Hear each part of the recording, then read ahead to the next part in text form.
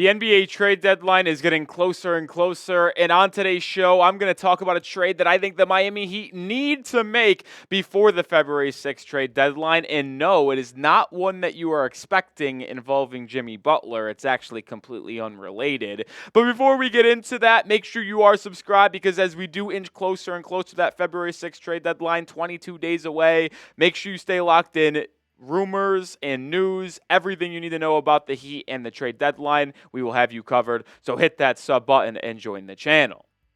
The actual trade Miami must make is getting rid of Terry Rozier and acquiring Lonzo Ball from the Chicago Bulls. This is a trade that I know a lot of other people have talked about, and I have been talking about making this trade potentially for the last month, but I'm going to really put it out there and go through why it's something Miami must do before the deadline. The Heat simply just have to call it on Terry Rozier. The experiment is over. He is not good enough, and I know he got off to a rough start last year after getting acquired from Charlotte and then got really cooking in the final 2-3 weeks before he got injured. But we've seen this season how much of a disaster it has been. He is one of the worst offensive players in the league. He is not a positive asset on the defensive end of the floor either. He is a guard that can't create for others, and he really can't create for himself either. He's shooting 29% from three. That is abysmal. And sure, his numbers off the catch have been a little bit better, but he doesn't take enough off the catch threes. He always dribbles into it. And a couple nights ago, playing the Clippers,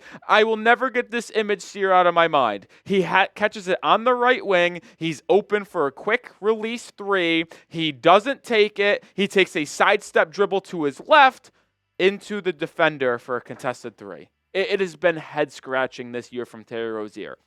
And we know that he's not a good defender. The Heat did not acquire him last year before the deadline to be a defender. They acquired him to help provide a scoring boost in the backcourt instead of Kyle Lowry alongside Tyler Hero. Well, his offensive rating this year is horrible. It's 108.7. He's a net negative when on the court for the Miami Heat, and he just simply can't be playing anymore. Enough is enough. He is not good. He's making too much money for Miami to continue to invest in him. And I know a lot of people might say, hey, they did trade for him. They did acquire this contract that's pretty high. You got to keep on riding it out and see if anything changes. No, make the decision that he is actually hurting your basketball team, because he really is. And I, for one, thought when Jimmy Butler was suspended for the 7 games, the Heat were going to need Terry Rozier to step up and be a key contributor for this offense, because they are down a contributor, down an initiator, down an offensive engine. And I was like, all right, Terry, this is your time to turn around your season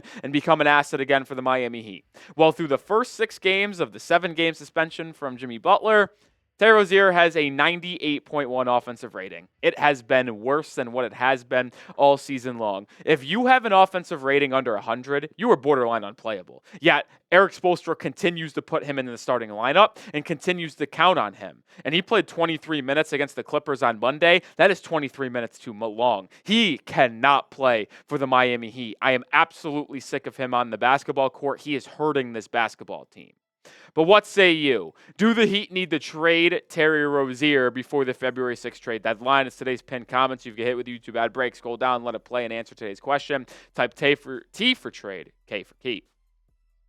And the contract continues to add to the importance of him being moved. He's making $24.9 million this year, and he's making $26.6 million next year. That is not a team option. That is not a player option. He is simply under contract for next season. And sure, you might be able to make the argument, well, he's going to become an expiring next season. So in that 26 offseason that you talk about being so important for Miami, well, they'll have that off the books. I understand that. But to me, you have to admit the failure and move on. He is making too much money. You can trade him in second-round picks to acquire one player. You can trade him in second-round picks to get multiple players that equal the $24.9 million that could help your team now this season. And if the Heat are serious about wanting to keep a competitive roster this year, make the postseason so they only have to give up this year's first-round pick in 27 instead of 26 and 28, which would happen if you miss the playoffs this season,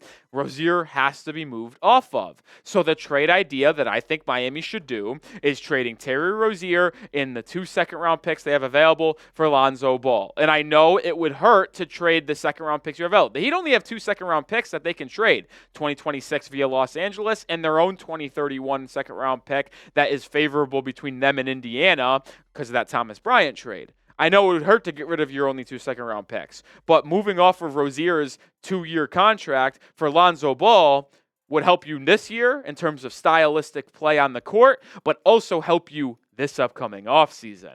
We'll explain why in just a second. But we are sponsored by PrizePicks, the #1 daily fantasy sports platform out there, and you need to get started today. It's the easiest daily fantasy sports place to play. And with basketball season heating up, PrizePicks is the best place to get real money action while watching your favorite sports. PrizePicks is the best place to get real money action with over 10 million users. PrizePicks invented the flex play, which means you can still cash out if your lineup isn't perfect. You can double your money even if one of your picks doesn't hit. Think Steph Curry will get more than 5 3-pointers next week, Giannis for more than 35 points. Cook up your hot takes with your friends and win real money this basketball season when you and your crew run your game on PrizePicks. And another reason why I love PrizePicks is the customization in that you can play. You can combine sports leagues between football, basketball, hockey, professional, collegiate. For example, college football national championship. I have a 3-player entry. More than Will Howard, free entry. Shout out to PrizePicks, half a passing yard. Less than on Riley Leonard, 167.5 passing yards. And then less than on Jeremiah Smith, 80.5 receiving yards.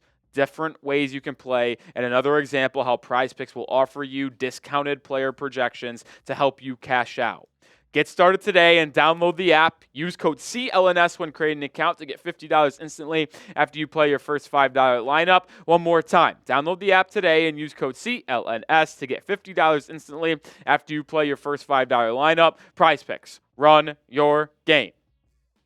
All right, as we revisit this trade that would net Lonzo Ball in Miami and the Heat move off of Terry Rozier and 2 second-rounders, yes, the 2 second-round picks is brutal. And you might be wondering, why is Lonzo Ball the player that I am targeting to replace Terry Rozier? I have 2 reasons why, and they're pretty big reasons. Why Lonzo Ball? Number 1, to me, I think he is the perfect fit in the Heat's backcourt next to Tyler Hero, and I think he would start for Miami right away if we're going to be honest. Maybe it would take a couple games to get him acclimated to the system and the scheme, but I think he would start at that point guard position, which moves Tyler Hero to his more natural position, which is off ball as that 2-man instead of the ball handler and playmaker that he has had to be over the past 2 weeks. Lonzo is that perfect size next to Hero in the backcourt. He's 6'6" with a 6'9" wingspan. Hero's got height to him, 6'5", 6'6", but his wingspan is a negative, and he is not the best defender. He's been average this year, but he's not the best.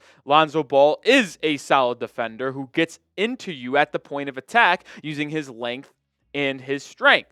And yes, he has not been the best offensive player this season as he's working his way back after not being on the court for 2.5+ years due to that knee injury. But he's been able to play about half of the games this year for Chicago, and he's continuing to be more consistent on the basketball court. Lonzo has not been playing in back-to-backs, but he has been getting back into the starting lineup. He started this past week for the Bulls when they played the Sacramento Kings, and he is starting to play better. At the time of filming this, his last 2 games, he's got 12 points and 15 points on 4 of 7 and 5 of 8 shooting from beyond the arc. So he's starting to get reacclimated to the speed of the NBA, get his shooting stroke back, which was 38-39% before he got hurt in the last year of his contract in New Orleans in the first half of the season with Chicago before the knee injury. He's getting back into the flow of things, and I think he'd be able to hit his stride down the stretch of the season with the Miami Heat. And we'll talk more about why I think he's a perfect fit, but let me know your quick thoughts.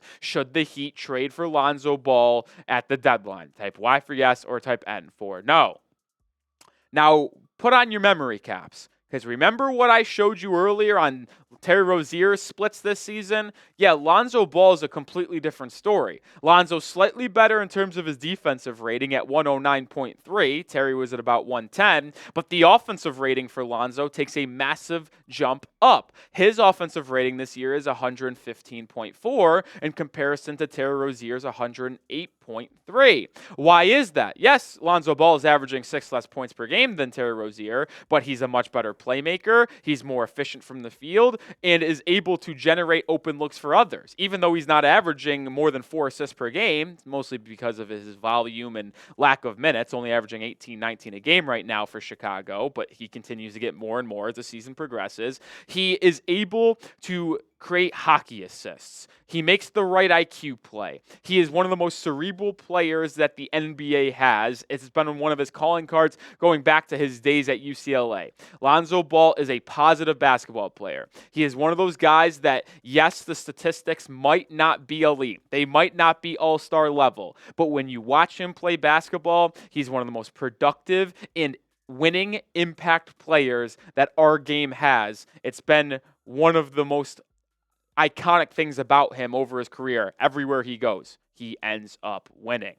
The second reason why Lonzo Ball is a good fit in Miami, expiring contract. He is. And I know Miami is targeting expiring contracts right now as well as in the future. And that expiring contract is pretty large, folks. It's $21.3 million.